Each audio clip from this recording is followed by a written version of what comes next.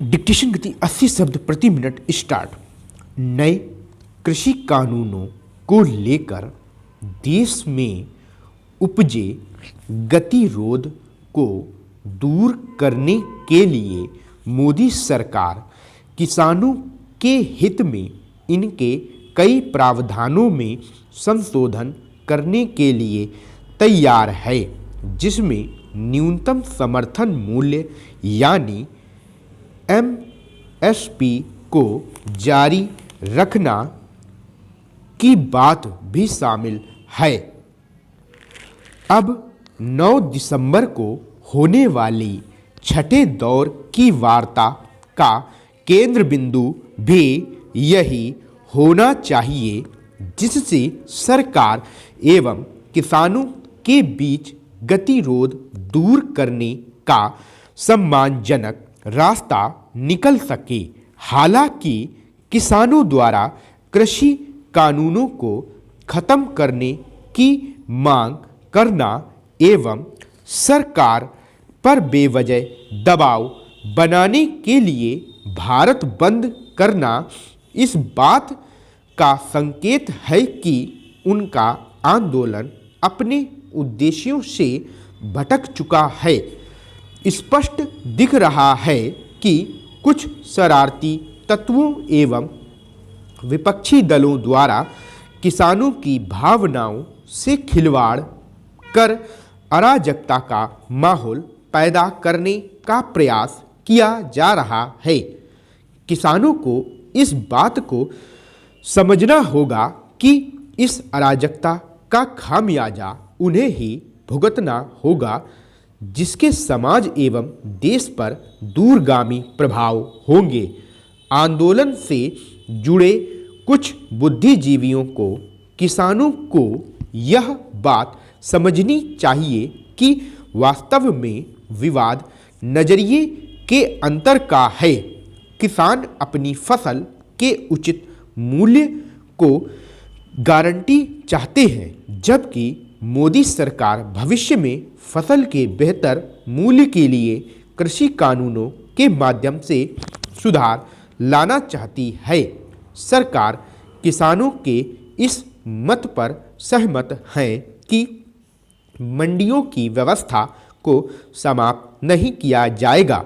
वास्तव में कृषि उपज मंडी समिति अधिनियम भी यही कहता है कि अधिसूचित मंडियों के अलावा भी किसान अपनी उपज को खुले बाजार में बेच सकते हैं एवं मंडी शुल्क से मुक्ति मिलने की स्थिति में किसानों की आय में भी बढ़ोतरी होगी। वर्ष 2016 में आई नीति आयोग की एक रिपोर्ट के अनुसार पंजाब एवं हरियाणा के किसान रबी की फसल का 42% एवं खरीफ की फसल का 25% ही मंडियों में बेचते हैं, जबकि बाकी फसल मंडी के बाहर बेचते हैं। वर्तमान में पंजाब की 1800 से अधिक मंडियों में लगभग 6 से 8% तक शुल्क वसूला जाता है, जिससे लगभग 5000 करोड़ रुपए की वसूली की जाती है।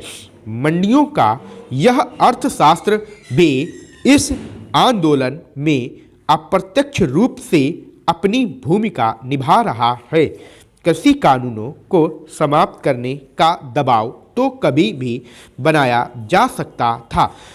पहले इन कानूनों को कुछ समय देकर कसौटी पर भी परखा जाना चाहिए।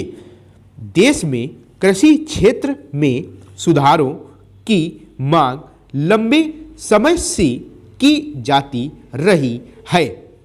वास्तव में इन 3 कृषि कानूनों द्वारा कृषि क्षेत्र में ढांचागत सुधारों की एक नई शुरुआत की गई है।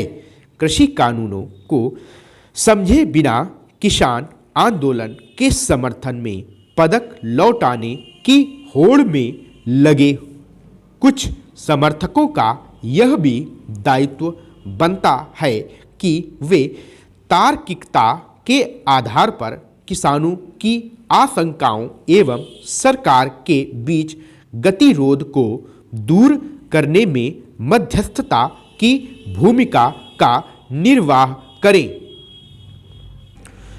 इसके लिए उन्हें कृषि अर्थव्यवस्था की बारीकियों को समझना होगा, तभी वे लोगों को भी समझा पाएंगे कि इन कानूनों की आज कितनी आवश्यकता है। महत्वपूर्ण प्रश्न यह है कि तमाम कृषि कार्यक्रमों के लागू होने के बाद भी और सरकार द्वारा न्यूनतम समर्थन मूल्य दिए जाने के बावजूद भी किसानों की स्थिति दयनीय क्यों बनी हुई है।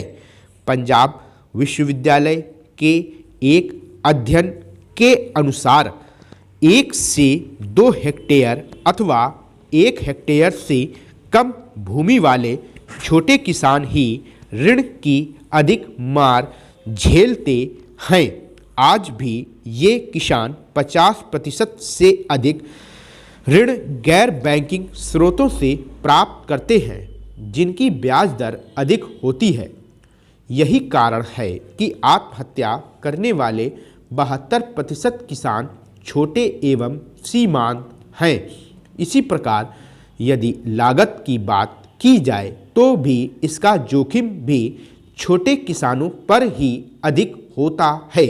भू जोत का आकार कम होने से कृषि की लागत बढ़ती जा रही है, तो दूसरी तरफ जल की उपलब्धता, मिट्टी का टिकाऊपन और कीटनाशक प्रबंधन जैसे कारक लागतों को बहुत अधिक बढ़ा देते हैं, जिससे सीमांत किसानों के लिए किसानी आर्थिक रूप से लाभकारी नहीं रह जाती है। नए कृषि कानूनों के माध्यम से सरकार का उद्देश्य इन्हीं किसानों को उनकी फसलों का लाभकारी मूल्य दिलवाने और बिचौलियों द्वारा किसानों के शोषण आदि को खत्म करना है। अनुबंध कृषि कानून बोआई से पहले ही किसानों को अपनी फसल तय मानकों और कीमत के अनुसार बेचने का अनुबंध करने की सुविधा देती है। इससे किसान एक तो फसल तैयार होने पर सही मूल्य न मिलने के जोखिम से बच जाएंगे तथा दूसरे उन्हें खरीदार ढूंढने के लिए कहीं जाना नहीं पड़ेगा। किसानों को फसल उगाने से पहले ही सुनिश्चित दामों पर फसल के खरीदार मिल जाएंगे। वहीं आवश्यक वस्तु अधिनियम में संशोधन से कृषि खाद्य पदार्थ नियंत्रण से मुक्त होंगे। इसमें दो राय नहीं कि कृषि को बाजार उन्मुख एवं प्रतिस्पर्धी बनाने से ही कृषि क्षेत्र में रोजगार की संभावनाओं के नए द्वार खुलेंगे। नए कृषि कानूनों द्वारा राष्ट्रीय कृषि बाजार के निर्माण का सीधा लाभ सीमांत छोटे और मझोले किसानों को मिलेगा। इन किसानों की पहुंच भी बाजार तक संभव हो सकेगी। खुले बाजार और नए निवेश से न सिर्फ कृषि की प्रवृत्तियों में बदलाव आएगा, बल्कि किसानों के जीने के ढंग में भी परिवर्तन होगा। बाजार की बदलती परिस्थितियों के अनुसार यदि आज के किसान स्वयं को बदलने को तैयार नहीं होंगे तो उनको स्वयं ही यह तय करना होगा कि अपनी आने वाली पीढ़ी को वे किस प्रकार की कृषि व्यवस्था सौंपना चाहते हैं। कृषि कानूनों को खत्म करना समस्या का हल नहीं, बल्कि इनके प्रावधानों में संशोधन की बात के साथ इसे स्वीकार कर एक नई शुरुआत की जानी चाहिए। स्टॉप।